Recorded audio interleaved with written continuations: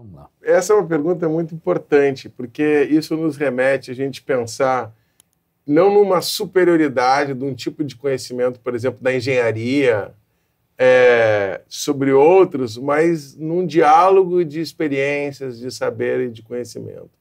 A gente poderia construir, por exemplo, próximos a rios, desde que se soubesse e se aproveitasse mais as experiências de quem já convive com o rio. Eu fico imaginando, nesse caso que a gente estava falando do litoral da Bahia, se essas construções fossem feitas de acordo com o conhecimento de quem vive nessas regiões. Isso é algo com o qual eu trabalho na UFBA hoje. A gente chama de conhecimentos de notório saber, né? ou uma descolonização do conhecimento. Se há um encontro desses saberes, dessas experiências, é possível, sim, ter construções que sejam muito mais sustentáveis, reproduzíveis, muito mais bonitos também, porque essa crise que a gente está vivendo é estética também. A maioria dessas construções são feias, elas são ruins, elas não duram. Eles trazem porcelanatos horríveis para colocar em lugares onde não deveria ter, sabe? Trazem madeiras que não são adaptadas. Quando já se teria um outro tipo de conhecimento local que poderia integrar. E tem arquitetos que têm essa busca também. E economicamente isso poderia ser saídas. Inclusive o que a gente tinha conversado, Luiz, sobre as alternativas econômicas, que a gente deveria incentivar muito mais uma circulação de economia local. Por exemplo, no interior da Bahia se tinha muitas olarias. O piso da minha casa é de uma olaria de um quilombo que fica perto de Irará.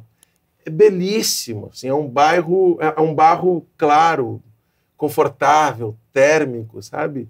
Se essas construções forem feitas junto com as comunidades locais, com arquitetos tradicionais, junto com o arquiteto da UFBA, por exemplo, o arquiteto com uma formação mais com um tipo de conhecimento, junto com o arquiteto que tem um outro conhecimento, digamos assim, isso poderia ter mais diálogo, né? O caso dos rios aqui em Salvador, a gente não deveria encostar em nenhum rio em Salvador sem antes pedir licença para o rio e pedir licença para sacerdotes que conseguem conversar com o rio, com as mães de santo que conhecem o rio. Porque o rio, em Salvador, é Oxum.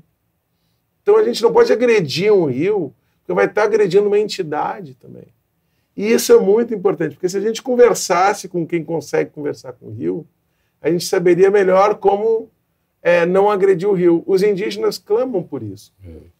O Davi Yanomami, ele é um grande pajé do povo Yanomami, e ele senta para discutir junto com cientistas, como Antônio Nobre, por exemplo. Se a gente conversasse com os pajés, a gente não iria agredir tanto a floresta. Então não adianta a gente ter um conhecimento de um climatologista sem o pajé. Eu acho que nas minhas pesquisas sobre clima aqui na Bahia, eu identifiquei que há um consenso de cientistas sobre os impactos que vão acontecer aqui, de seca e de chuva, e é também um consenso xamânico, com vários pajés com quais eu já conversei aqui na Bahia, e eles também estão seguros de que a devastação que a gente está acelerando vai produzir mais mudanças climáticas negativas para a sobrevivência desse território. A gente tem que aproximar os pajés dos xamãs e deixar com que os artistas nos apontem o futuro. Essa é uma expectativa um pouco ousada, porque esse pessoal sacou o que está acontecendo, sabe?